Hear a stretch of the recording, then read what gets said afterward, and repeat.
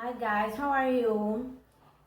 Bem, hoje a gente tá aqui para aprender um pouco sobre o Present Continuous, tá? O que é o Present Continuous? Present Continuous é o que a gente conhece no português como o gerúndio, tá? As palavras com a terminação ando, endo, indo. No gerúndio, né, no continuous, a gente acrescenta o ing, né, ou ing nos verbos, ok? Então, o que a gente precisa, a princípio, saber sobre o present continuous?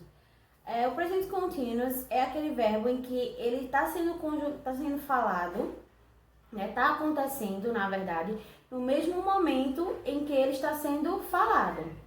Então, se eu falar assim, I'm eating, tá?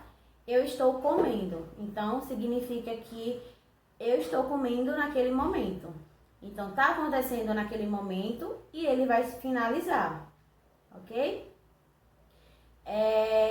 Os verbos, como eu havia falado, a gente acrescenta o ing no final. E em alguns casos, como a gente vai estar falando na questão de tempo, em alguns momentos ele vai apresentar também advérbios de tempo no decorrer da frase, tá? Então, o que a gente mais vai observar para identificar, a princípio, que se trata do present continuous, é a terminação do ing nos verbos principais, ok? Quando a gente for formar uma frase, ou quando a gente for ler, ou for identificar o present continuous, independente do seu contexto, o que a gente precisa saber? A formação do verbo. Então, a formação da frase no present continuous, ele vai requerer o sujeito, né? O verbo auxiliar, o verbo principal e um complemento, ok? Às vezes, ele vai até o verbo principal. Então, o que acontece? A gente coloca o sujeito, o verbo to be, o verbo com o ing e mais algum complemento, certo? Como a gente pode ver aqui no exemplo de She is watching TV. Ela está assistindo TV. Então, eu tenho o sujeito, que é ela. Então, eu tenho o verbo auxiliar, que é o verbo to be, que é o is. O verbo watching, né, assistindo, que é o verbo assistir mais o ing. E o complemento TV, tá? Então, naquele momento, né, está acontecendo, a ação, ela está acontecendo naquele determinado momento em que está sendo dita, ok? Assim como o verbo to be, o present continuous, ele não tem tanta... como é que eu posso dizer? Ele não tem tanto segredo em relação às outras formas de ser usado, como na forma interrogativa e na forma negativa. Então, a princípio, o verbo no present continuous, ele não vai diferenciar tanto do verbo to be, quando a gente quiser negar e quando a gente quiser fazer uma pergunta. Então, como é que vai ficar? Se a gente quiser falar na forma negativa, a gente acompanha o mesmo exemplo do verbo to be. She is not watching TV. Ela não está assistindo TV. Então, o not, assim como no verbo to be, no present continuous, ele também vai vir após o verbo auxiliar, que é o verbo to be, nesse caso, ok? Então, vai ficar o she, o is, o not, o watching, que é o verbo principal com ing, mais o complemento, certo? Quando a gente quiser fazer uma pergunta, a gente vai fazer da mesma forma em que a gente coloca no verbo to be. A gente vai mudar de posição, então primeiro vai vir o verbo auxiliar, depois o pronome, depois o verbo principal e depois o complemento. Então vai ficar: Is she watching TV? Ela está assistindo TV, certo?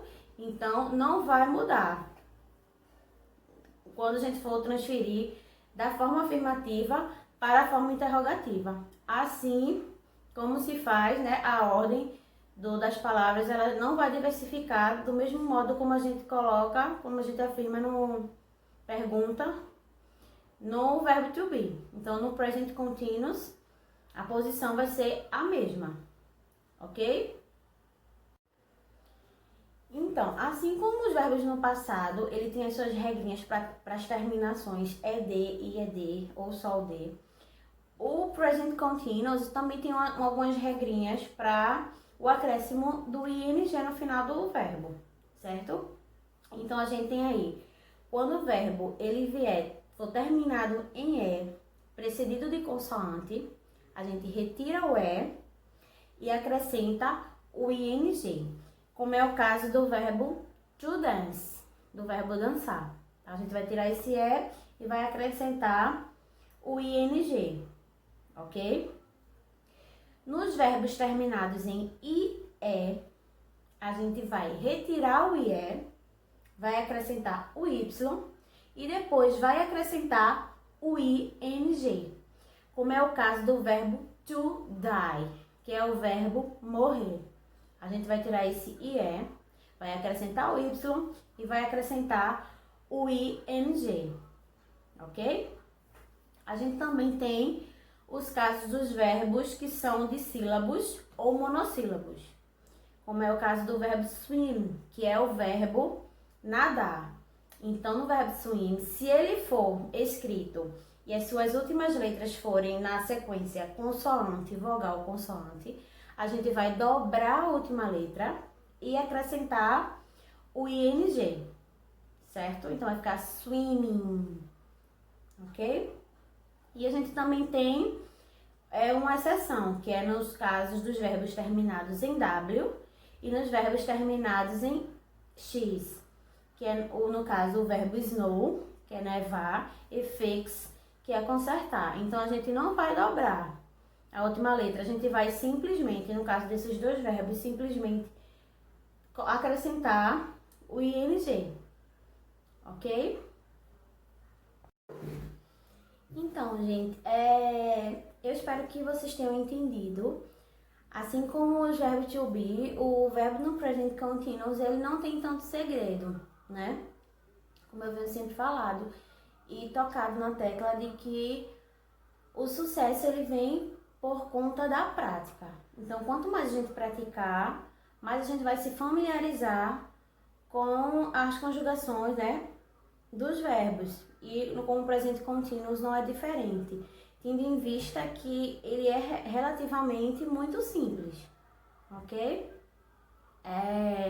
A gente vai se encontrar ainda na aula online, então qualquer dúvida a mais, né, eu aguardo vocês na aula online com mais dicas, com mais explicações. Eu também deixo aqui como uma dica para vocês, para quem quer praticar, ou baixar o aplicativo do Chat English ou entrar no Instagram, tá? Chat English.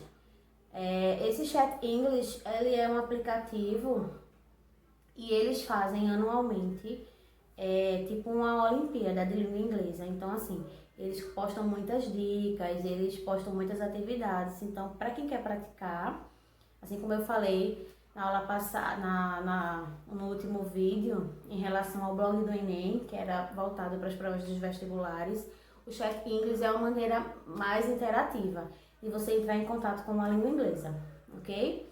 Eu espero que vocês tenham gostado e que vocês tenham sucesso quando for fazer as atividades, ok? Thank you, bye bye.